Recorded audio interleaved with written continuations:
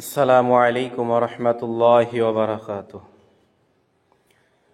আল্লাহ পাকের শুকরিয়া যে আজকে সব গুজারি আমাদের বাংলাদেশের বিভিন্ন জেলাতে ত্রৈমাসিক মাসওয়ারা চলতেছে, আলহামদুলিল্লাহ। তো কিছুক্ষণ পরের থেকেই মাগরিবের মূল আমূল বয়ান শুরু হবে। আমাদের সাথী ভাইদেরকে আমি পায়ে ধরে অনুরোধ করার জন্য, আল্লাহর ওয়াস্তে কিছু কথা বলার জন্য, এখন অতি সংক্ষেপে কিছু কথা বলার জন্য আসছি। সেটা হলো,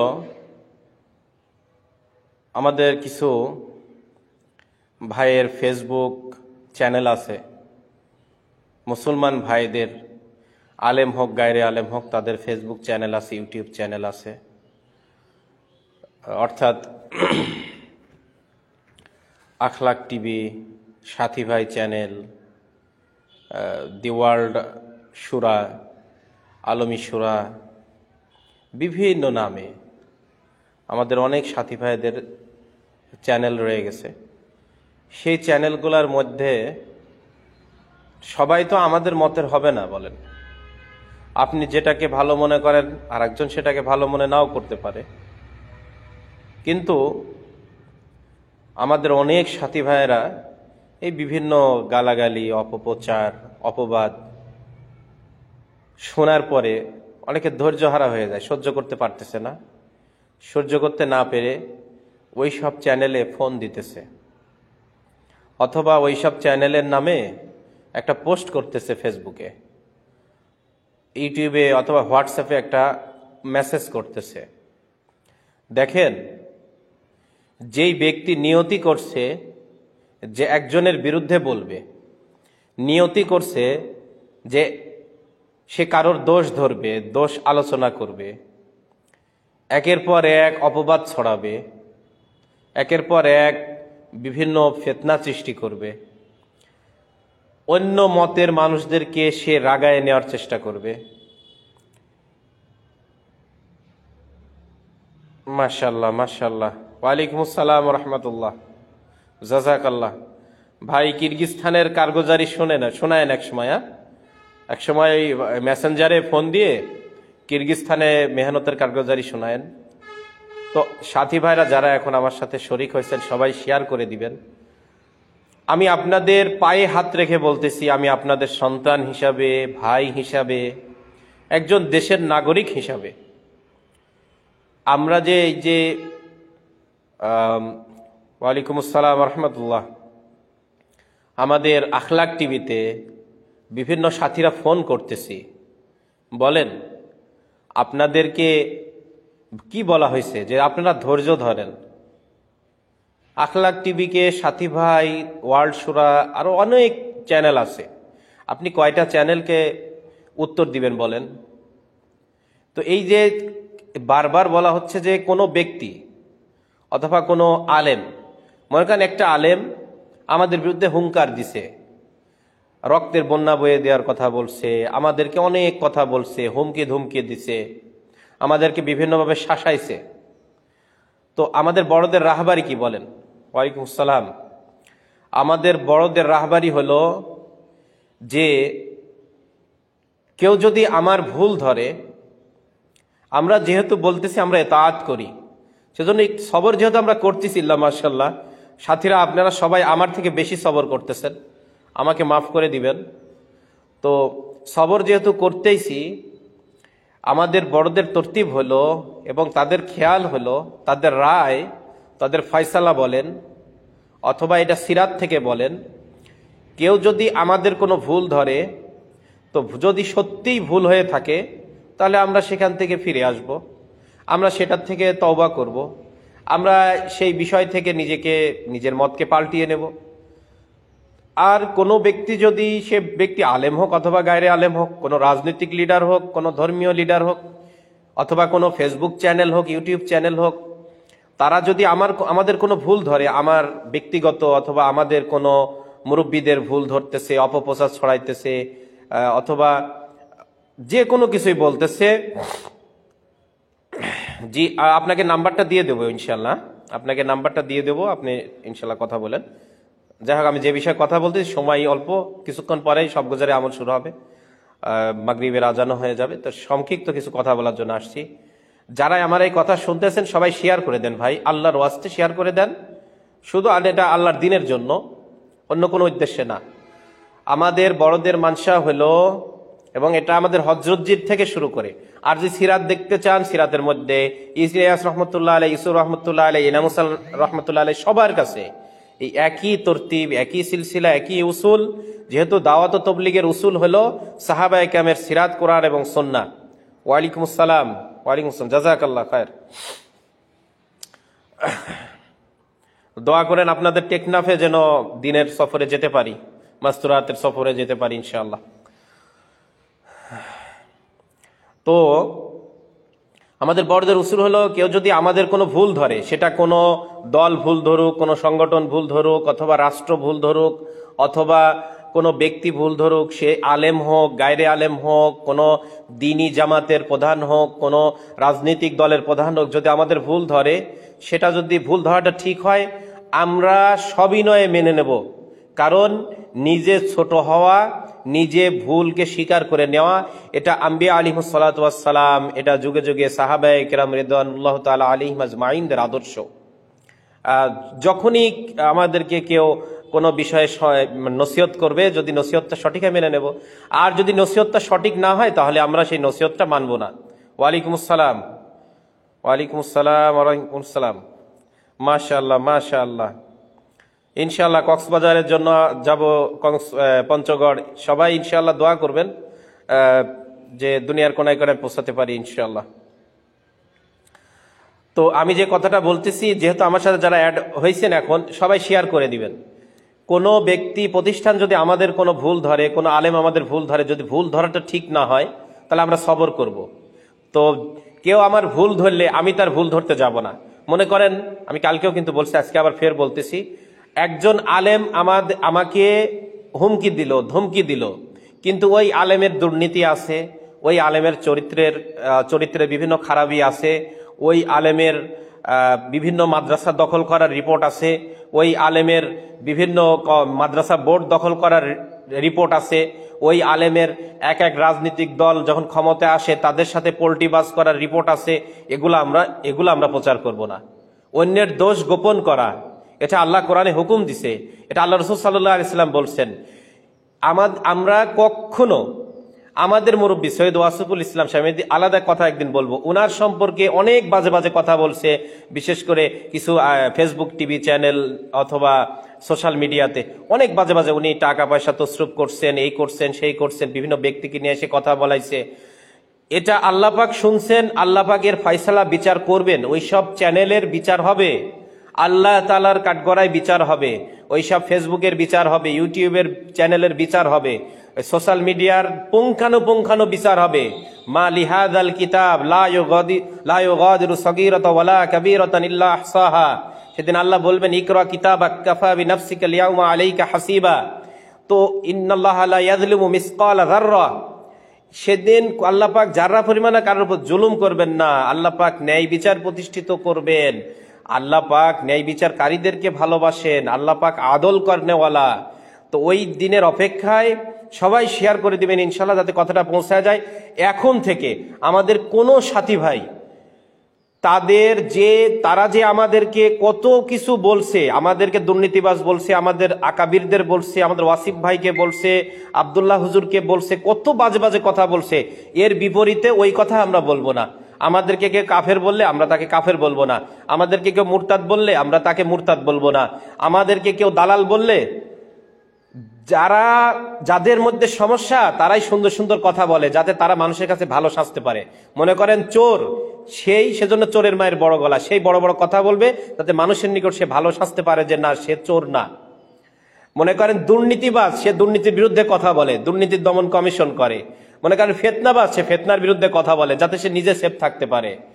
সুতরাং আমাকে যে ব্যক্তি মুরতাদ বলতেছে, তার কথাতে আল্লাহ পাক আমাকে মুরতাদ কবুল করবেন না, তার কথাতে আল্লাহ পাক বিচার করবেন না। আল্লাহ তাআলা ইন্নাল্লাহা লা ইয়ানজুরু ইলা সুওয়ারিকুম ওয়া আমওয়ালিকুম ওয়ালাকিন ইয়ানজুরু ইলা কুলুবিকুম ওয়া আমালিকুম ইন্নামাল আমালু বিন্নিয়াত ওয়া মা উমিরু ইল্লা লিয়াবুদুল্লাহা মুখলিসিনা লাহুদ্দিন।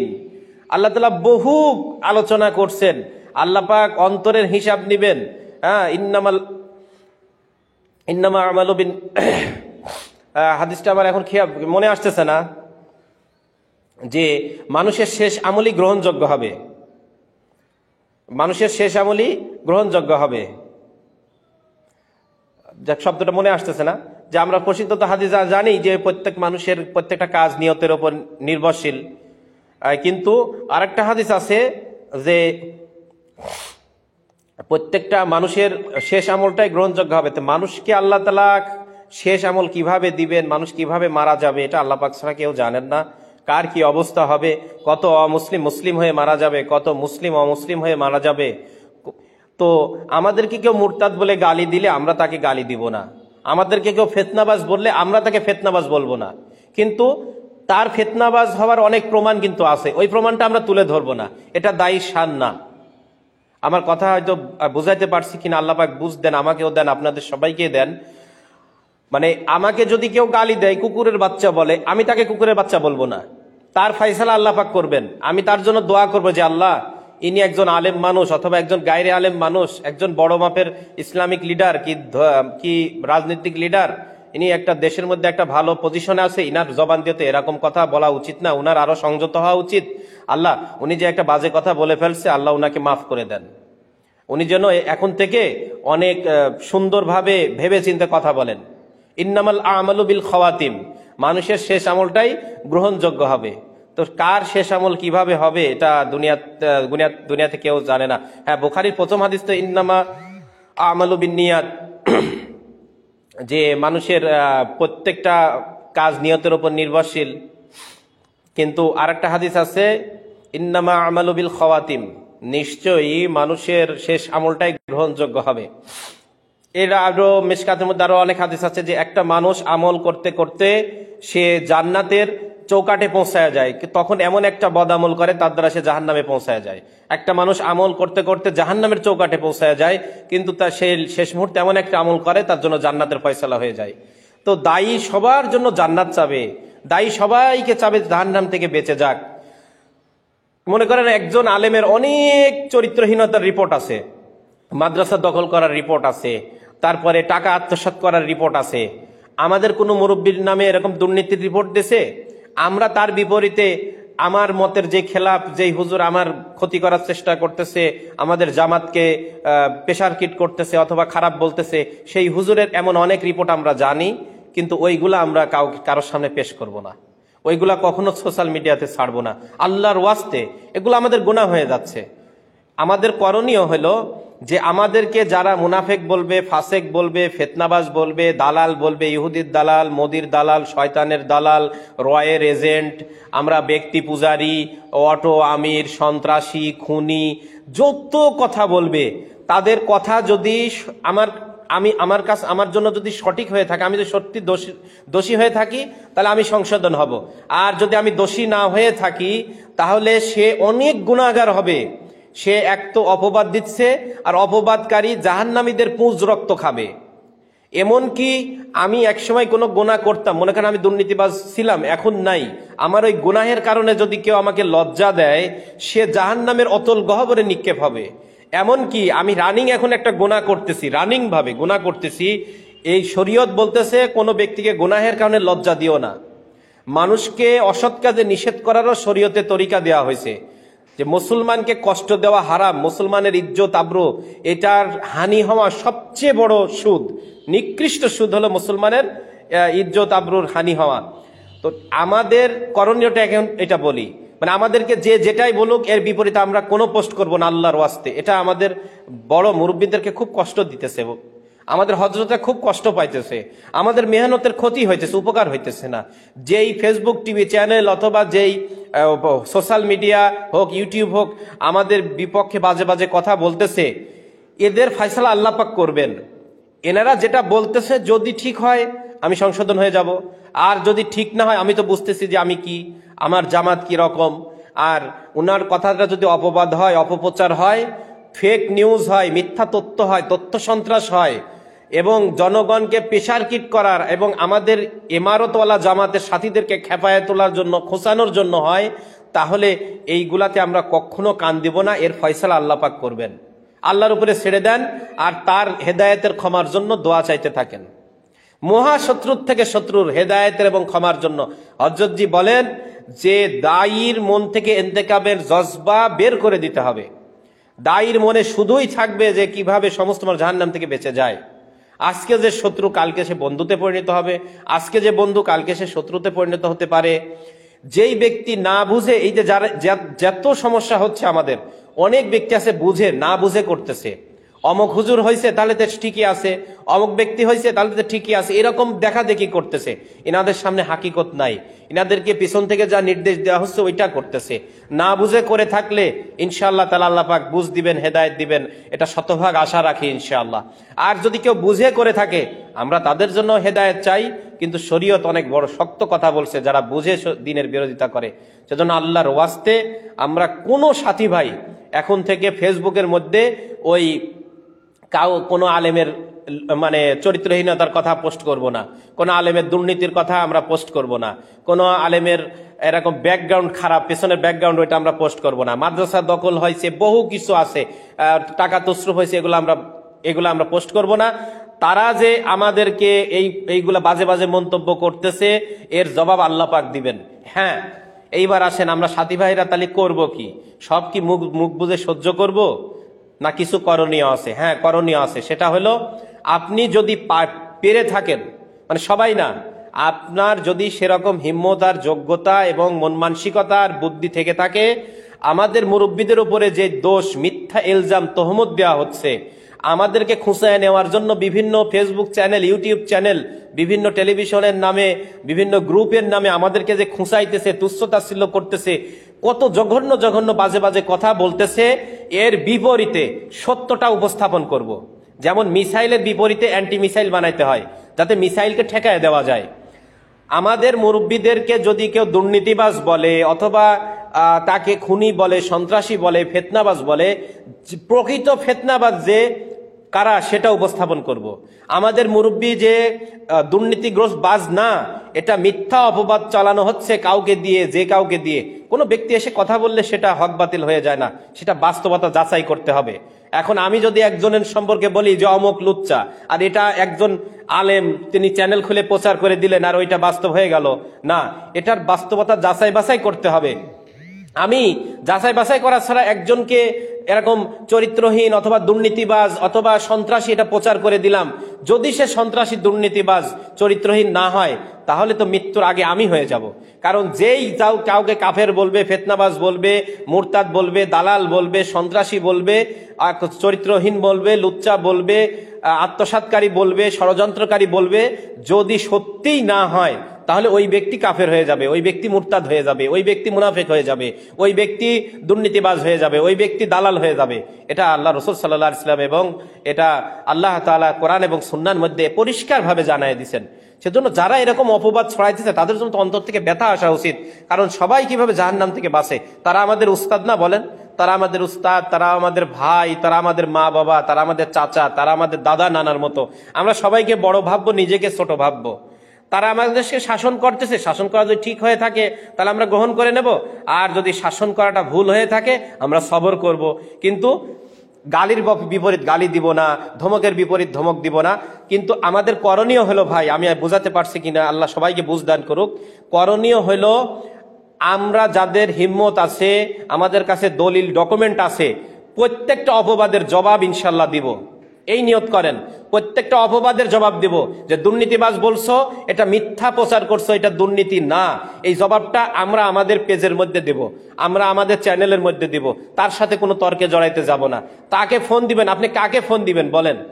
যার অন্তর এক মানুষকে জড়ায় নিয়ে উস্কানি তুচ্ছতাচ্ছিল্য করায় ব্যস্ত, একজনকে খেপায় তোলার জন্য ব্যস্ত, বাজে বাজে কথা যেটা মুখে আনা যায় না সেই কথাগুলা দিয়ে বিনা দলিলে বিভিন্ন মানুষের কথাকে ইস্যু করে পুরা দোষ চাপায় দিচ্ছে।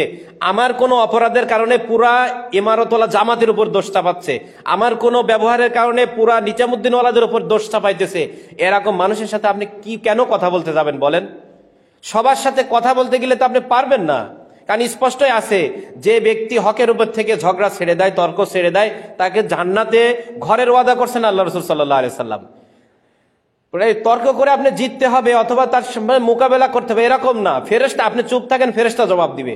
কিন্তু আপনি আপনার পেজের মধ্যে যদি হিম্মত থেকে থাকে, যোগ্যতা থেকে থাকে, দলিল থেকে থাকে, আপনি আপনার পেজের মধ্যে, চ্যানেলের মধ্যে তারা যে মিথ্যা কথাটা বলছে এটার আপনি জবাব দেন, যে ওই ব্যক্তি, ওই চ্যানেলওয়ালা এই অপবাদটা দিছে, অপবাদটা মিথ্যা, এটার জনগণকে জানায় দেন। এটা হলো অ্যান্টি মিসাইল। এটা তার সাথে আমার কোনো শত্রুতা নেই, তার সাথে কখনো ঝগড়া করতে যাবেন না। আপনি তাদেরকে কেন ফোন দিয়ে ঝগড়া তর্ক করবেন? কারণ তার সাথে আপনি তর্ক করে কিভাবে পারবেন? কারণ তর্ক করে কখনো পারবেন না। কারণ একটা ব্যক্তির যদি মন মানসিকতায় থাকে, আমাকে যতই বুঝাক আমি বুঝবো না, আমি শুধু একটার পর একটা কথা খালি ধরবো। আর যেই ব্যক্তির মন মানসিকতা উদার, সে ধরা কথাও ছেড়ে দেয়। সে মনে করে দরকার কি, ঠিক আছে না, এই কথা বাঁধাবো না, তার মন মানসিকতা আরাম থাকে। সেজন্য আমরা যারা এবিলিটি সামর্থ্য আছে, আমরা কি করব, আমাদের স্পষ্ট প্রমাণ তুলে ধরবো যে অমুককে ফিতনাবাজ বললেন, উনি ফিতনাবাজ নয়। ফিতনাবাজ কারা? এই যে দেখেন, এই যে টঙ্গীর মাঠের প্রকৃত কি হয়েছিল দেখেন, এটা জনগণকে দেখান, তাকে দেখানোর দরকার নেই। সে তার চোখে এমনি পড়বে, তার কাছে এমনি এই তথ্য পৌঁছায় যাবে। কথাটা বুঝতে পারছেন? কিন্তু আমাকে কেউ গালি দিলে আমি তাকে গালি দিব না, আমাকে কাফের বললে আমি তাকে কাফের বলবো না। কারণ তার কথায় আমি কাফের হয়ে যাব না, তার কথায় আমি দালাল, মুরতাদ, শয়তানও হয়ে যাব না, সন্ত্রাসী হয়ে যাব না, খুনিও হয়ে যাব না। কিন্তু তার জন্য আফসোস করব যে সে যে মিথ্যা কথা অপবাদ দিছে, মিথ্যা কথা বলছে, গীবত করছে, অপবাদ দিছে, সে যে মানুষের সামনে মেহনতটাকে মানে অনাস্থা বানাইতেছে, মানুষকে নৈরাশ করতেছে, এই মেহনত থেকে মানুষের আস্থা তুলে দিচ্ছে এবং একটা বিশৃঙ্খলার সৃষ্টি হচ্ছে তার কথার দ্বারা। সেজন্য আমরা আফসোস করব ইনশাআল্লাহ। আর আমরা আমাদের পেজের মধ্যে, চ্যানেলের মধ্যে, হোয়াটসঅ্যাপ, সেই সব জায়গায় আমরা সত্যটাকে তুলে ধরবো যে না, আমাদের যে মুরব্বীর নামে দুর্নীতির কথা বলা হচ্ছে, আসলে উনি দুর্নীতিবাজ না, এই যে তার প্রমাণ নেন, এই সত্যটা আমরা তুলে ধরবো। কিন্তু আমরা কাউকে কখনো আঘাত দিয়ে ঘুষাবো না। আর হাজার দোষ থাক একজনের, সে আমার শত্রু, তার হাজার দোষ থাক, সেই দোষগুলো আমরা ফেসবুকে, ইউটিউবে তুলে ধরবো না। কারণ এটার দ্বারা আমিও তার মতো হয়ে গেলাম, পার্থক্য থাকলো না। তার ফয়সালা আল্লাহ পাক করবেন, এটা 100% ইকিন রাখেন। কিন্তু আমি কি করব, সে আজ আমার বিরুদ্ধে মিথ্যা ছড়াচ্ছে, হুমকি ধামকি দিচ্ছে, বাজে বাজে কথা বলতেছে, অপপ্রচার করতেছে, এইটা আমি জনগণের সামনে তুলে ধরবো যে তার এই অপপ্রচার, তার এই যেগুলা বলতেছে এগুলা অসত্য, এগুলা এই ষড়যন্ত্রে আপনারা পা দিবেন না। আমরা সত্যটাকে উপস্থাপন করব, কিন্তু তার ব্যক্তিগত, তার ব্যাকগ্রাউন্ডে আমরা কোনো কিছু করব না ইনশাআল্লাহ। আবার পরে কথা হবে ইনশাআল্লাহ। সবাই আমার জন্য দোয়া করবেন, আর যারা এই শরীক আছেন সবাই শেয়ার করে দেন ইনশাআল্লাহ, যাতে এই কথাগুলো সবাই পৌঁছাতে পারে ইনশাআল্লাহ। সবাই মেহনতে আছেন, ব্যাপক মেহনত হচ্ছে ইনশাআল্লাহ। বিদেশি জামাত আসতেছে, শত শত মেহমানরা আসতেছে, ব্যাপক মেহনত হচ্ছে ইনশাআল্লাহ। আমাদের কাজ হাত বাঁধবে, পা বাঁধবে, মুখ বাঁধবে, মন বাঁধবে কে বলেন? দাওয়াতের কাজ পৃথিবীর কেউ কোনো তো কোথাও ঠেকাতে পারবে না দুনিয়াতে। অতীত যুগ থেকে হয়ে আছে। আল্লাহ শুকরিয়া আদায় করেন যে আল্লাহ পাক আমাদেরকে সেই সুন্নত আদায় হওয়ার তৌফিক দান করছে, আর যদিও আমরা অযোগ্য। সেজন্য আমরা নিজেদের দোষকে সংশোধন করি, নিজেদের ভুল ত্রুটিকে দেখে হিম্মতের সাথে সামনে আগাইতে থাকি। আল্লাহ পাক আমাদেরকে এক আমির, এক মার্কাজ, এক জামাতের সাথে, এক মাশওয়ালার সাথে পুরা দুনিয়াতে থাকার মতো তৌফিক দান করেছেন। এটা আল্লাহ পাকের বহুত বড় শুকরিয়া। আলহামদুলিল্লাহি রাব্বিল আলামিন। আসসালামু আলাইকুম ওয়া রাহমাতুল্লাহি ওয়া বারাকাতুহু।